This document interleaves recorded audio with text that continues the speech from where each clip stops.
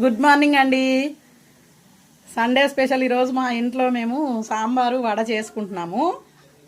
అయితే మీకు ఎందుకు చెప్తున్నానంటే ఈరోజు ఎప్పుడు మనము గారెల పిండి అరచేతిలో పెట్టుకొని ఇట్లా ఒత్తేయడం కానీ, లేకపోతే ప్లాస్టిక్ కవర్ మీద వాటర్ వేసి కొంచెం ఒత్తి వేస్తాం కదండి, లేకపోతే వడా మేకర్తో వేస్తాం. కానీ అవన్నిటితో పని లేకుండా మా కోడలు కొంచెం కొత్త టెక్నిక్తో ఈరోజు అత్తయ్య నేను ఇలా చేస్తానని చెప్తే సరే అన్నాను. ప్రయోగం చేసినట్టు అనిపించింది కానీ బాగానే వచ్చిందండి. మీకు కూడా యూజ్ అయితే, మాకైతే సక్సెస్ అయింది, మీకు కూడా యూజ్ అయితే ఏమన్నా చూసి చేసుకోండి. ఇదిగో ఇట్లా గ్లాస్ ఉంటుంది కదండి, అంత పెద్దది కాకపోయినా పర్వాలేదు, మీ దగ్గర కొంచెం చిన్నది ఉన్నా పర్వాలేదు.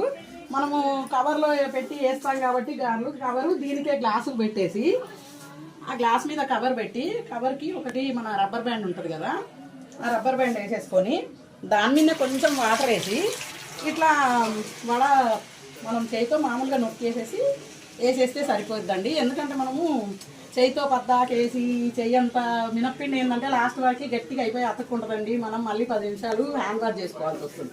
అందుకని చెప్పి ఇట్లా వేసామనుకోండి మా చేతులకు ఎక్కువ అంటదు, ఓన్లీ 3 వేళ్ళతో ఇట్లా అంటాము, సరిపోయిద్ది.